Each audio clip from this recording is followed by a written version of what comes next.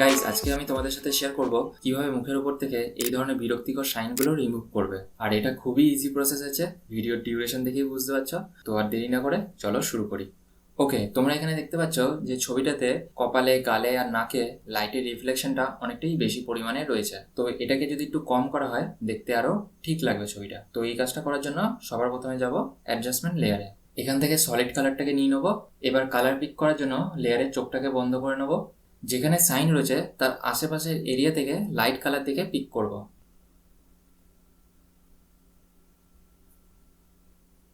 এবার ওকে করে লেয়ারের চোখটাকে অন করে নেব আর ব্লেন্ড মোডটাকে মাল্টিপ্লাইতে সিলেক্ট করব। এবার তোমরা দেখতে পাচ্ছ যে সাইনগুলো অনেকটাই এবার কম লাগছে, কিন্তু এই লেয়ারের এফেক্টটা গোটা ছবিতেই অ্যাপ্লাই হয়ে গেছে। তাই এটাকে শুধুমাত্র সাইন এরিয়াতেই রাখার জন্য ব্লেন্ড ডিপ অ্যাপ্লাই করব। তাই সিম্পলি এই লেয়ারে 5টা করে ডবল ক্লিক করব। এখানে আন্ডারলাইন লেয়ারে স্লাইডারটাকে সরাবো। শুধুমাত্র শাইন এরিয়াগুলোতে কালারটা যাতে পুরোপুরি কভার করে ঠিক সেই পজিশনে স্লাইডারটাকে রাখবো। এবার অল্ট ধরে মাউসে করে এই স্লাইডারটাকে ব্রেক করব, তারপর এর বাকি পার্টটা পুরোটা এই দিকে টেনে দেবো। এবার ওকে করে নেবো। আমি জানি এটা একদমই ন্যাচারাল লাগছে না, বাট এটাকে এখনো ঠিক করব। এবার এই মাসটাকে কন্ট্রোল আই প্রেস করে ইনভার্ট করে নেবো। প্রথমে কপালের সাইনটাকে রিমুভ করব। ব্রাশে যাব, এখান থেকে সফট রান ব্রাশটাকে সিলেক্ট করব আর ফ্লোটাকে আমি 5% রেখে পেইন্ট করব।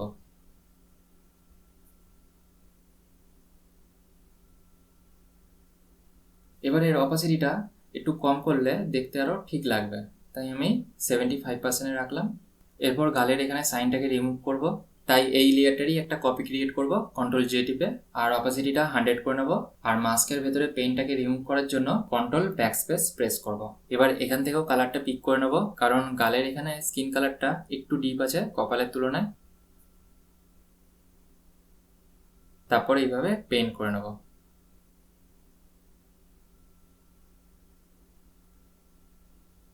এটারও অপাসিটি 75-এই রাখবো।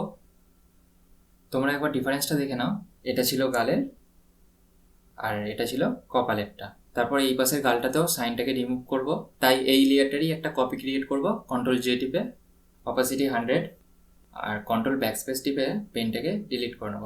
তারপর এখানে ডবল ক্লিক করে কালার পিক করব, মাস্কটাকে সিলেক্ট রেখে এইভাবে পেইন্ট করব।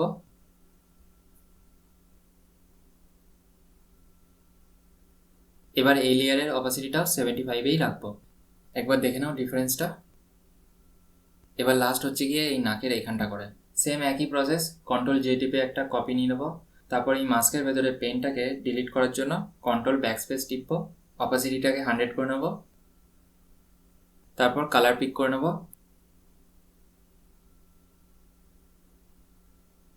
এবার এইভাবে পেন্ট করে নেব আর অপাসিটিটা বাকিগুলোর মতো 75-এই রাখবো। ওকে, এবার জুম আউট করে নিই ছবিটাকে। এবার বিফোর আর আফটারটা দেখে নাও। এটা ছিল বিফোর আর এটা হলো আফটার। বাট আমার মনে হচ্ছে যে অপাসিটিগুলো যদি আরও কম করা হয় ছবিটা আরও দেখতে ঠিক লাগবে। তাই শিফট ধরে এইখানে একবার ক্লিক করব আর এইখানে একবার ক্লিক করব, তারপর কন্ট্রোল জি টিপে গ্রুপ করে নেব। এবার এখান থেকে অপাসিটিটা একটু কম করব, আমি 85-এ রাখছি। এবার তোমরা পরিষ্কার বুঝতে পারছো যে ছবিটা আগের থেকে বেশি ঠিক লাগছে, ব্যালেন্স লাগছে।